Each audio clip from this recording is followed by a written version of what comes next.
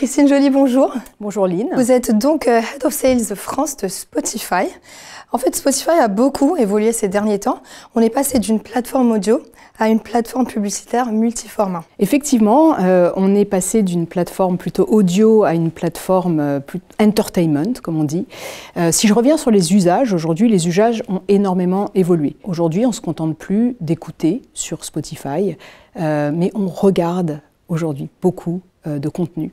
Donc on a lancé cette année des clips musicaux. Vous pouvez voir aujourd'hui, regarder des vidéos de vos artistes préférés sur Spotify. Et on a également des podcasts vidéo. Et donc on voit dans les chiffres, en fait, la consommation vidéo a plus que doublé depuis 1 an. Et je dirais même ce qu'on appelle le temps passé in focus, en fait, c'est-à-dire les yeux rivés sur le téléphone portable, a augmenté de 42% en 1 an en France. C'est d'ailleurs particulièrement intéressant de voir aussi sur les populations plus jeunes, on voit aussi une très forte consommation de vidéos, puisque chez les 13-17, plus de 20%, 21% de leur consommation podcast se fait en format vidéo. Et donc fort de ces différentes évolutions et ces différents usages, on a évolué également notre offre publicitaire pour proposer aux annonceurs et aux agences donc une expérience à la fois audio et à la fois visuelle. Et donc aujourd'hui, on propose à la fois des formats display, des formats audio, des formats vidéo.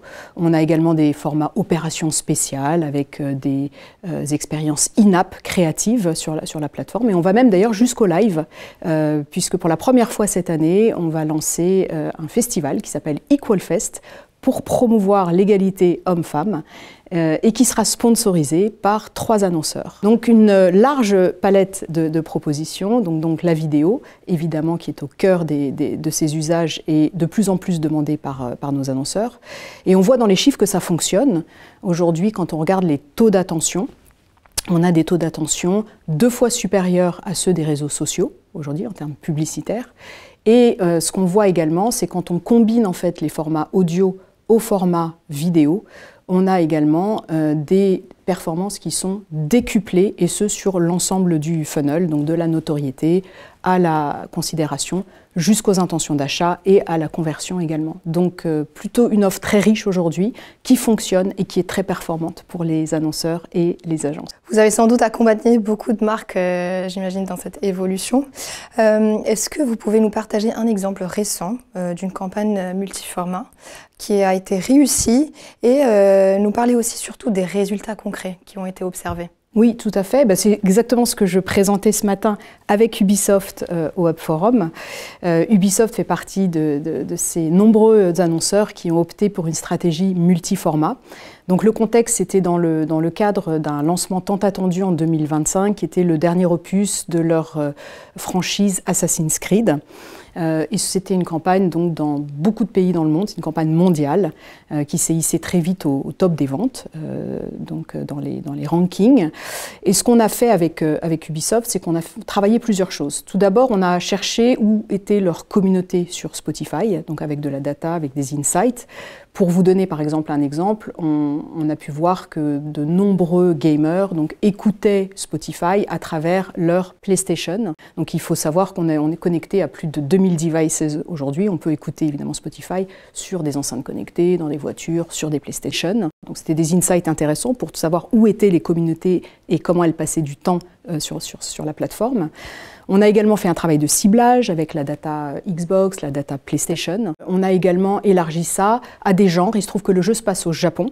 Et donc, on a pu constater que les communautés de gamers étaient assez sensibles à la musique qu'on appelle K-pop, J-pop, etc. Et donc, on a fait aussi un travail de ciblage et de contexte auprès de genres musicaux qui sont autour de la J-pop et la K-pop. Et pour terminer, effectivement, on a travaillé donc une expérience multi-format qui dit jeu vidéo, dit également vidéo, évidemment. Donc il faisait beaucoup déjà de vidéos en général chez des partenaires. On a rajouté un volet audio à cette campagne et on a pu voir après dans les résultats, des résultats qui étaient extrêmement performants, de la notoriété à la considération et justement les intentions d'achat avec plus 12 points d'augmentation d'intention d'achat. Et ce qui est 3 fois, selon ce benchmark de cette étude, 3 fois supérieur au volet audio seul. Donc on voit des véritables cas qui prouvent donc cette performance de cette utilisation multiformat. Ok. Et si on veut se projeter un peu dans le futur, disons 2-3 ans, à quoi ressemblera une campagne type sur Spotify?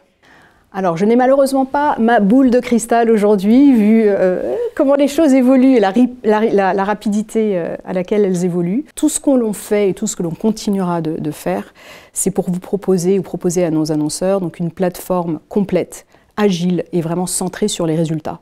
Et donc ça passe par quoi? Ça passe par évidemment une évolution de nos formats et des nouveautés chaque année. Donc cette année, dans les nouveautés, on a eu des formats vidéo, des nouveaux formats vidéo comme le format Canvas.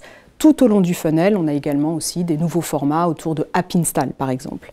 Ça passe également par des solutions de mesure renforcées, donc à la fois en first party et en third party avec des partenaires tiers.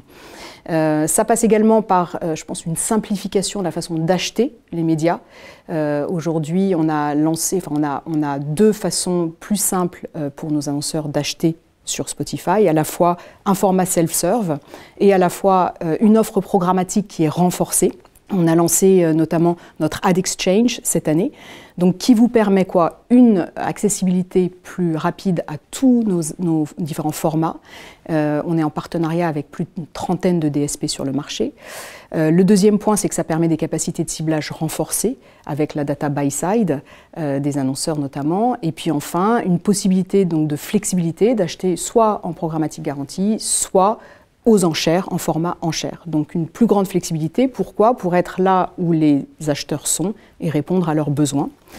Et puis enfin, côté, je dirais, créa, on teste l'IA, comme tout le monde, je dirais.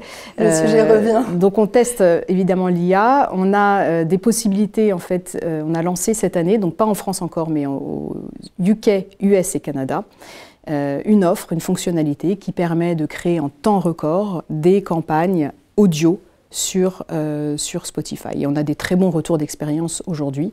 Notre promesse, c'était de créer ces campagnes autour de 17 minutes. Et on voit que la moitié d'entre eux arrivent à faire ça en moins de 10 minutes. Donc voilà, donc qui permet. Donc voilà, on teste ça et on verra ce que ça donnera. Sur le marché français, je vous tiendrai au courant. Génial, et bien bravo à vous pour continuer vraiment à réinventer la publicité audio et digitale. Merci beaucoup Christine. Merci beaucoup.